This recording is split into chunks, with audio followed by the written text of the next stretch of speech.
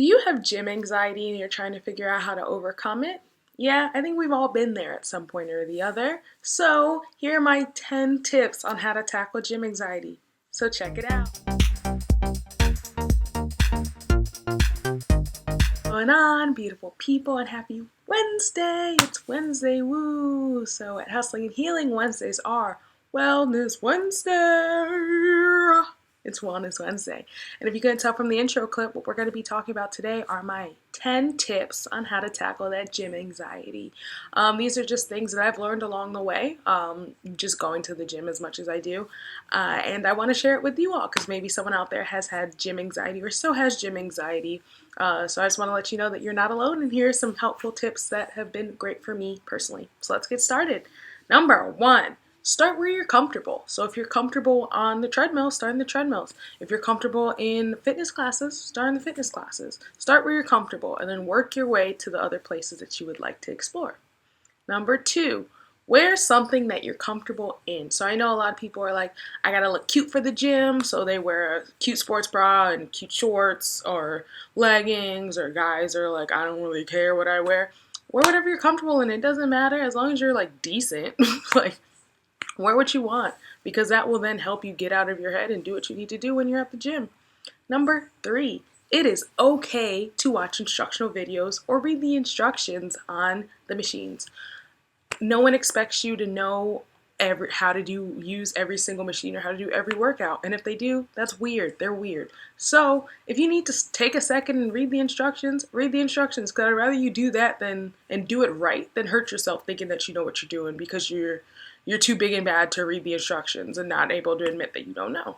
Or watch tutorial videos because maybe you need a modification, or maybe someone has a cool tip or trick on how to do something. Like personally, I learned how to deadlift, my deadlifting form, because I just watched someone else do it, and she learned from YouTube, and it hasn't failed me since. And it fits all the code, the form code, and it's fine. So watch those tutorial videos, read those instructions, keep it moving. It's not that deep.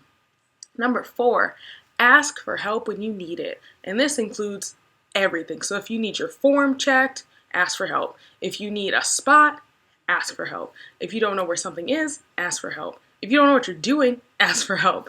Anything, ask for help, because most people at the gym are really nice. Like, there are some not great people, but that's life. There are not great people everywhere.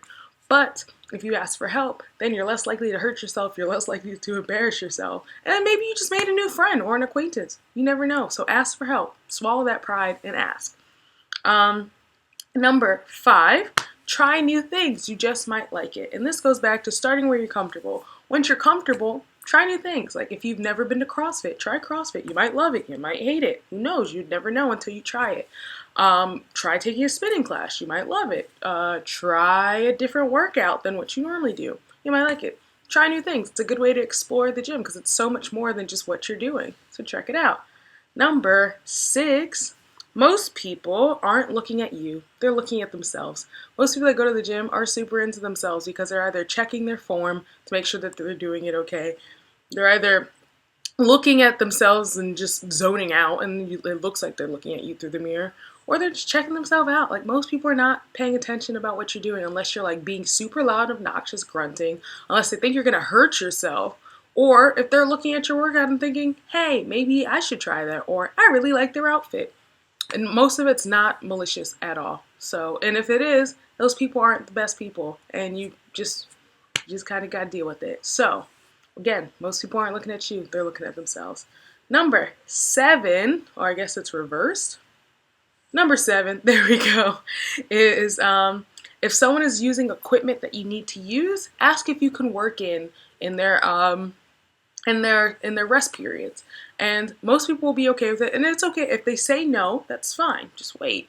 But most people don't really care if you work in during their rest sets because they're not using it anyway. They're resting. So as long as you just don't take a ridiculous amount of time, it should be fine. You both should be able to use the equipment. Number eight is, I know the weight room can be intimidating, but it helps when you walk in with others. So if you're first walking into the weight room, it could be a lot. Like, you see all these big buff gym bros or these awesome kick butt girls that literally lift cars and stuff like that. So cool, right? But it's super intimidating if you're not one of those people. So it helps if you walk in with the group. So that way you don't feel like, and again, no one's really paying attention. You don't feel like everyone's staring at you, which can often be, which I often hear a lot of. People are like, oh, they're going to look at me and they're going to judge me. So if you walk in with a group of people, just wait for a group of people to go in if you need that. There's no shame in that. And number 9, there we go. Number 9 is work out to music or an audiobook. It'll help you get yourself out of your head, and then you just get to get in the zone and do what you need to do what you went there for. So that is my 9th tip to you.